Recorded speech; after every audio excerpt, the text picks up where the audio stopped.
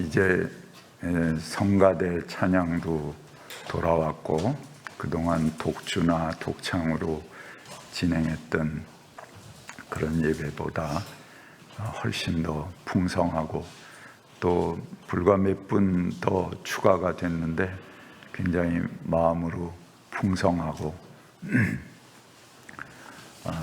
가득 찬 그런 느낌입니다. 물론 이제 코로나가 아직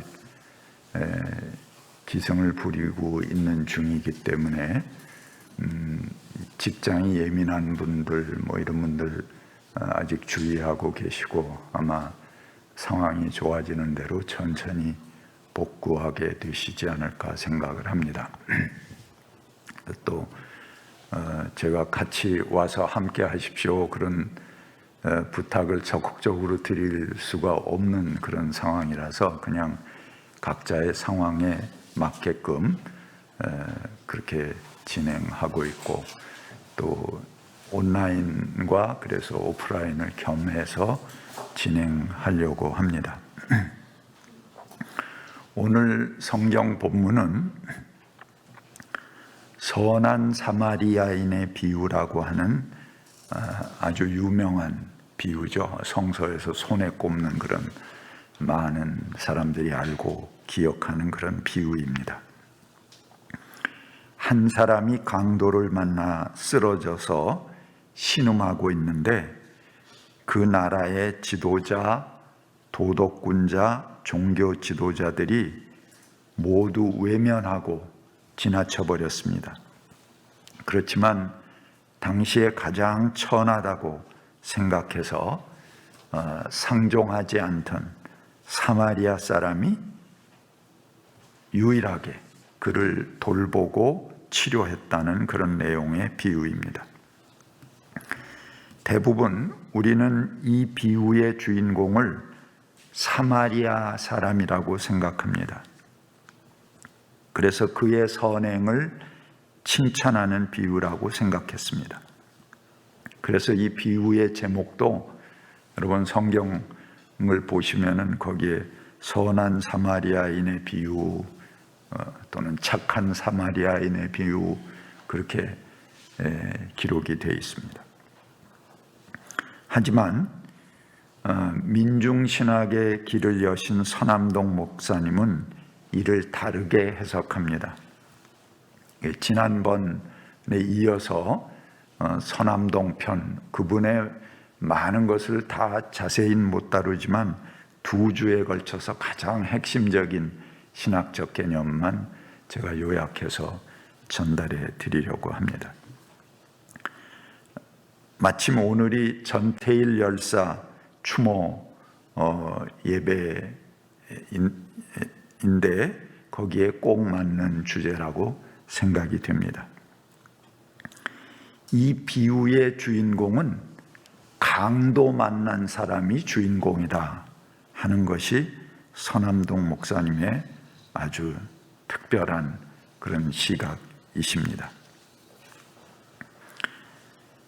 강도 만나 신음하는 사람을 돕는 것은 어떻게 보면 지극히 당연한 인간의 도리라는 것입니다.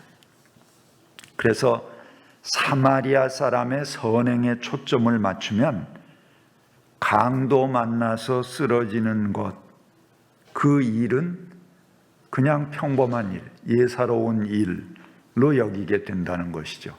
그래서 그 선행이 주인공이 되는 것이 아니고 강도 만나 쓰러진 사람, 그가 주인공이 되어야 된다라고 이야기하십니다. 서남동 목사님의 말을 직접 인용해 보겠습니다. 문제는 메시아적 성격이란 무엇이냐에 있는데 그 주된 의미는 새 시대를 가져올 주인공이라는 데 있습니다. 그러니까 메시아는 새 시대를 가져오는 것이 메시아라는 것이죠. 개개인의 구속자 또는 천당 안내자라는 뜻과는 거리가 멉니다. 물론 거기에는 새 인간이라는 뜻도 깃들여 있지만 문제는 누가 메시아이며 누가 예수의 역할을 하느냐에 있습니다. 착한 사마리아 사람의 비유를 보면 강도를 만나 고통받고 있는 그 사람이 바로 메시아 예수의 역할을 하고 있는 것입니다. 죽겠다고 호소할 때 가서 치료해주면 그때 사람이 되는 것이고, 모른 척하고 지나치면 그때 짐승이 되는 것입니다. 내 속에 잠든 인간성을 깨우쳐 나를 인간답게 하느냐 그렇지 못하느냐 하는 것은 단지 내가 신음소리를 듣느냐 듣지 못하느냐에 따라서 결정됩니다. 예수가 세상에 오신 것은 바로 이 신음소리를 내는 역할을 하자는 것입니다. 다른 데 목적이 있는 것이 아닙니다. 예수의 순환, 그 의미가 바로 여기에 있습니다. 이게 서남동 목사님의 말씀입니다.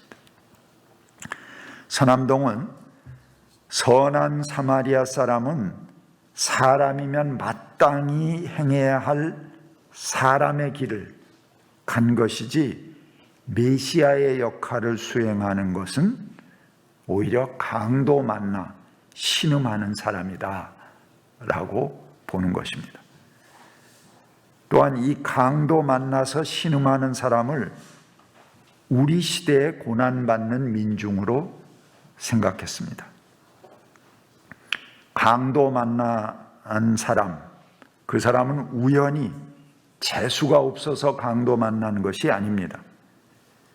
강도짓은 그것을 어떤 개인의 범죄로만 치부하고 강도를 탓함으로써 이런 나쁜 놈, 죽일 놈, 인간도 안 된 놈, 이렇게 탓하는 것으로 해결될 수 없는 그런 성질의 것이라는 것입니다.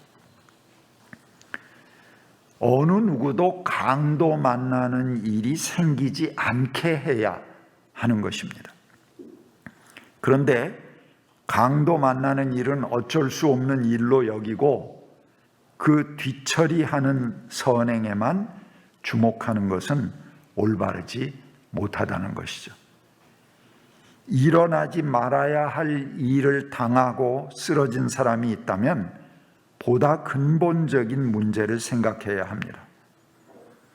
누군가 강도짓을 해야만 먹고 살 수 있다면 문제는 다른 데에 있는 것입니다. 강도 개인의 파탄난 인성, 그것을 규탄하는 데 그쳐서는 안 된다는 것입니다. 물론 이게 강도를 옹호하는 말은 아닙니다. 자신의 이익을 위해서 남의 생명을 앗아가는 짓은 당연히 엄하게 다스려야 합니다. 그러나 그런 강도짓이 수시로 일어나는 사회라면 그것은 결코 그 사회가 안고 있는 모순이고 해결돼야 할 짐이라는 것입니다. 오늘날도 수많은 유사 행위들이 존재합니다. 세월호 희생자들을 비롯해서 오늘 하영만 집사님의 기도에 구구절절하게 작업 벨트에 끼어서 죽는 사람, 안전장치가 없이 위험한 작업에 희생되는 사람, 거대한 재개발 뒤에 철거당하고 쫓겨나는 사람, 수많은 억울한 사연들을 열거해 주셨습니다. 그러면서 그 기도에 아주 통렬한, 그렇게 당하는 사람이 있는데 누구의 자식은, 어떤 이들의 자식은 불과 몇 년 일하고 50억 퇴직금을 받는 것, 그리고도 처벌도 안 받는 이런 상황의 불공정함을 아주 이 가슴에, 그 기도가 제 가슴에 꽂혔습니다.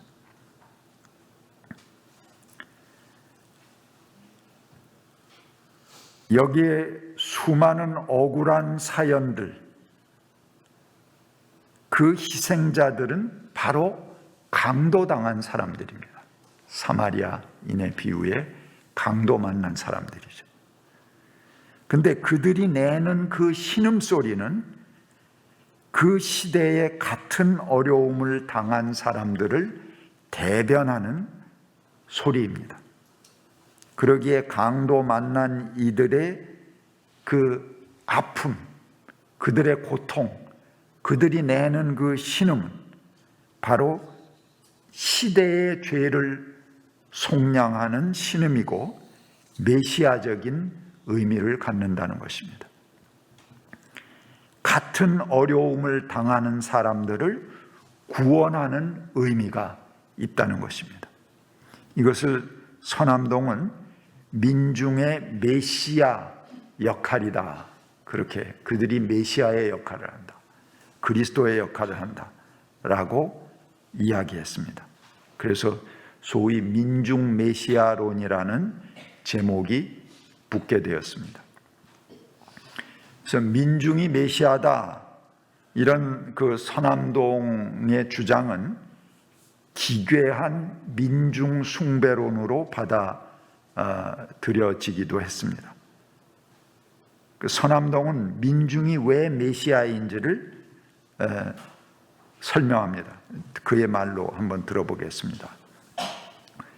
왜 이들이 새 역사의 주인이 되느냐? 그러면 새로운 역사에 대한 통찰과 어떤 새 일이라고 하는 것은 이렇게 겪은 고통을 통해서만 오는 것입니다. 메시아는 고난받는 이웃으로 화신해 가지고 우리에게 접근합니다. 그런 의미에서 민중이 메시아입니다. 우리가 메시아를 만난다고 하는 것은 그러한 이웃의 아픔을 내가 의식한다 할까요? 그렇게 해서 새 시대의 문이 열리도록 되어 있고, 그런 의미에서 지금 고난받는 사람이 새 역사, 새 사회를 건설할 주역이 된다고 하는 그런 이야기입니다. 무슨 영웅적인 힘을 가지고 한다는 말이 아닙니다. 그들의 고난을 통해서 그들의 고난이 호소하는 그것이 계기가 돼가지고 지금보다도 의로운 사회를 건설하는 계기가 됩니다. 그런 의미에서 그들이 새 역사를 열어갈 고난받는 메시아라 하는 말입니다. 이게 서남동 선생님의 말씀입니다. 이런 말에 대해서 수많은 사람들의 비판이 이어졌습니다. 물론 보수적인 신학자들은 말할 것도 없죠. 아니, 민중이 메시아라니, 이런 무슨 그 신성 모독에 있다고 소리를 하는가. 심지어는 민중 목회자들, 민중 신학자들도 이런 비판에 가세했습니다. 그들은 서남동이 민중을 너무 이상적으로 본다라고 비판했습니다. 민중을 제대로 보려면 그들이 가진 죄성도 함께 보아야 한다. 민중은 메시아가 아니라 구원받을 대상이라고 문제를 제기했습니다. 이 교회에 많은 사람들이 찾아와서 면담을 합니다. 한 번은 그 노숙자 행세의 사람이 찾아와서 저를 만나자고 그래서 면담을 요청했습니다. 이 사람이 자기가 살아온 이야기를 아주 장황하게 이야기했습니다. 그러다가 자기가 한 종교 체험 이야기를 또 합니다. 한참 진지하게 그런 얘기를 하더니 내게 묻습니다. 그 메시아가 지금 오셨는데 그가 누구인지 아느냐? 그러고 이제 제게 물어요. 그러다가 나를 똑바로 이렇게 쳐다보고 그 질문을 하는데 갑자기 그 눈이 뱅글뱅글뱅글 막 도는 거예요. 그 돌면서 얼굴빛이 촥 달라지면서 제게 뭐라 그러냐 하면은 그게 바로 난데 그러면서 눈이 뱅글뱅글 도는 거예요. 아이고 갑자기 섬뜩하고 소름이 쫙 돋았습니다. 한마디도 또라이였죠. 그런데 이 민중 메시아론을 사람들이 마치 이런 정신 이상자의 말처럼 이해하고 비판했던 것입니다. 이런 비판에 대해서 송기득 선생, 이 또 민중신학의 아주 고수이십니다. 제야 고수시죠. 그분이 이렇게 정리를 하셨습니다. 민중 메시아론은 존재론적인 이야기가 아니라 윤리적, 기능적인 면에서 메시아 역할을 한다는 말이다. 아주 깔끔하게 정리를 하신 거죠. 그분의 말을 한번 직접 들어보겠습니다. 그것은 민중이 곧 예수라는 말이 아니고 민중이 예수가 했던 메시아의 구실을 한다는 말이다. 오늘날 우리의 역사를 담당하고 역사 변혁을 추동하는 것은 온통 민중의 몫이며 민중의 역할이다. 이런 뜻에서 오늘의 메시아는 민중인 것이다. 오늘날에는 예수가 했던 메시아의 구실을 민중이 대신한 셈이다. 이런 뜻이라면 민중은 예수다라는 명제를 무리 없이 받아들일 수 있다. 서남동도 말합니다. 우리가 민중에게서 메시아 역을 보고 있는 것은 물에 빠진 사람을 건져주듯 어떤 정치적 권세를 가지고 군림하는 주권자와 같은 전통적 이미지에서 말하는 것이 아니다. 그들의 아픔의 경험을 통해서 우리들의 눈이 밝아지고 거기에 응답하게 함으로써 하느님은 우리를 새 인간이 되게 하신다. 민중이 메시아의 역할을 한다는 것은 민중이 겪고 있는 고난 자체가 바로 그런 역할을 하기 때문이다. 민중의 고난에 동참하면 그게 사람 되는 길이고 그게 바로 구원의 길인 것이다. 이렇게 이해한다면 고난받는 민중이 메시아이고 그래서 민중은 새 시대의 주인이 되는 것입니다. 예수는 민중을 위해서 산 사람이라기보다는 그 자신이 민중이셨습니다. 서남동은 예수를 민중의 상징이라고 보았고 따라서 예수의 십자가 사건은 성서의 이야기 한가운데 있는 민중 구원의 핵심적인 사건입니다. 십자가 사건은 민중이 된 신의 고난, 하나님의 고난을 상징합니다. 그리고 그 고난의 십자가는 세상의 죄악을 속량하고 민중 스스로 구원을 이루어가는 혁명입니다. 그것은 밖에서 그들에게 주어져서 그들을 이렇게 탁 잡아서 천당으로 끌어올리거나 구원의 티켓을 주거나 그런 구원이 아니고 고난당하는 자들 자신의 고난 속에서 주체적으로 그 구원을 이루어가는 그런 구원이다 라고 말씀하셨습니다. 우리 교회가 철거민들 투쟁에 함께 하고 있고 사실 그거는 여러분들이 이제 철거를 당한 후에 연대하고 적극적으로 이제 철거민들 투쟁 현장에 있었지만 강남향림교회 오랜 전통이기도 합니다. 저 인후빌딩 송파 여기 있는 근처에 있을 때부터 화해마을 그 근처에 있는 통일촌, 개미마을 이런 그 철거민들과 함께 했고 그들의 철거 투쟁에 오랫동안 함께 했습니다.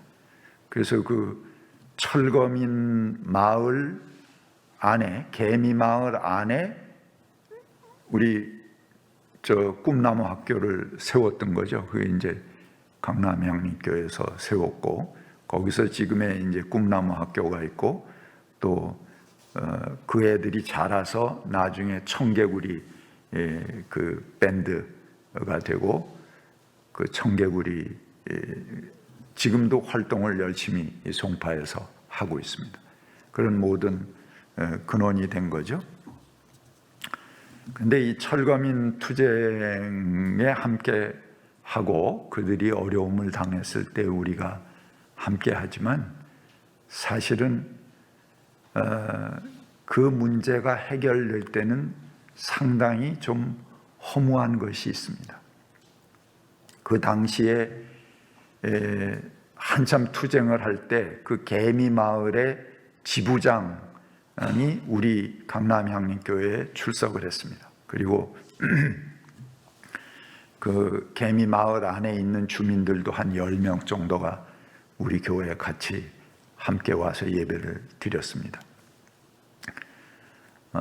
그래서 그 중에 두 분을 골라서 주거권이라는 게 인정이 안 됐거든요. 그래서 그들이 주민등록을 받지 않았습니다. 송파구에서. 그러니까 주민등록이 안 되니까 각종 복지재택에서도 제외가 되고, 뭐 우편 하나 받을 수 없고, 뭐 모든 사회적인 그 도움을 받을 수 없는 거예요. 여러분 뭘 은행에 가서 대출 하나 받으려고 해도 주민등록 번호부터 쓰잖아요. 근데 주민등록을 인정해 주지 않으니까 모든 제도에서 제외됐던 것입니다. 그래서 그 중에 두 분을 원고로 해서 송파구 그 개미마을이 있는 문정동 사무소를 저희가 행정소송했습니다. 이겼어요. 그래서 이게 행자부에서 압력을 넣습니다. 야, 이게 1심에서 이겼고 2심에 가서 이겼습니다. 또 그러니까 고법에 가서 이겼는데, 그 다음에 이제 졌으니까 피고자 진 사람이 문정동 사무소나 송파구가 또 위에 법원에 상고할 거 아닙니까? 그래서 대법원에 가서 승소하게 되면 전국에 있는 60만 비닐하우스 주민에게 전부 주소를 줘야 됩니다. 그러니까는 행자부에서 압력을 넣었어요. 상소하지 말아라. 그리고 송파 구내에 있는 비닐하우스만 전부 주민등록을 주어라. 그래서 송파 구내에 있는 비닐하우스 약 한 2,000세대쯤 되는데요. 그 세대들에게만 주민등록을 주었습니다. 그러니까 그때 그런 걸 보고 저 강남에 있는 구룡마을이라고 아주 큰 또 비닐하우스 촌이 있습니다. 뭐 그런 데는 저 송파의 예를 보고 우리도 거기에 이미 판례가 있으니까는 우리도 소송을 통하면은 승소하게 된다. 그래서 주민들에게 전부 모금을 해갖고 재판 비용을 걷어갖고 그 거둔 놈이 또 띄워먹고 도망갔네. 예. 그런데 뭐 그런 사건들이 또 여러 군데서 생기게 됩니다. 결국은 몇 년 후에 그 대법원에서 판결이 나갔고 전국에 있는 비닐하우스 주민들 전체가 주민등록을 하게 됐습니다. 여러분, 그게 강남향림교에서 시작된 싸움입니다. 여러분, 우리가 보통 일을 한 게 아니에요. 예.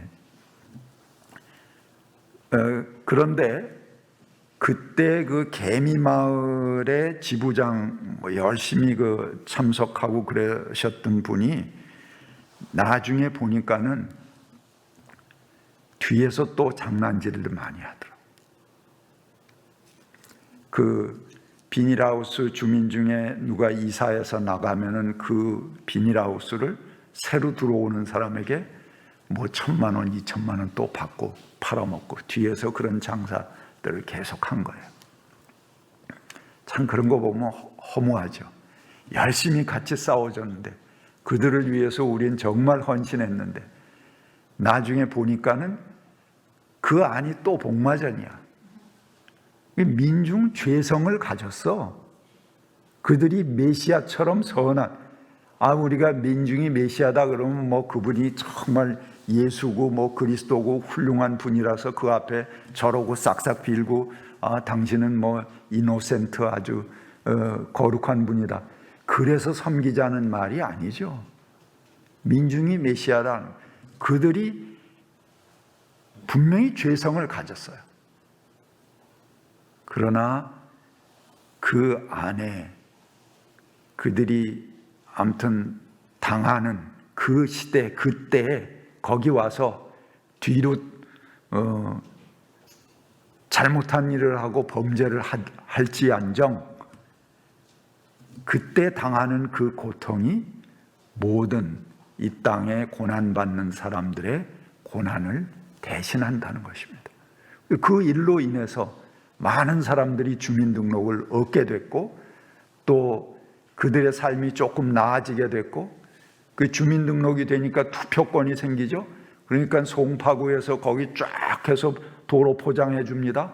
그리고 맨날 패밀리 아파트 갈 때 그 사다리 이렇게 나무 사다리 놓고 거길 올라가다가 그냥 애들이 떨어지고 뭐 할머니 노인이 떨어지고 그리고 패밀리 아파트 건너가는 길목에다가 신호등 하나 놔달라고 그렇게 청원을 했어요. 그랬더니 너희들은 주민등록에 없는데 없는 땅에 우리가 신호등을 왜 놔주냐 그러고 신호등을 안 놔줬어요. 경찰서에서. 그런데 주민등록이 딱 되니까 거기 신호등 쫙 생기죠. 그 나무 사다리 놓고 올라가다 떨어지고 그러던데 육교가 착 놓아지죠. 뭐 우체통이 딱 들어오죠. 전기가 전보산대가 들어오고 사람들 가설되죠. 수도가 들어오죠. 뭐 이런 모든 복지 혜택을 얻게 되는 것입니다. 그러면 그 사람들이 죄성을 가졌고 뒤에서 장난질을 하니까 그런 거 일제 하지 않아야 됩니까? 아니죠. 그래도 우리는 해야 됩니다. 100번 속더라도 또 해야 됩니다. 모든 철거민들 투쟁에는 뒤끝이 그렇게 개운치 않아요.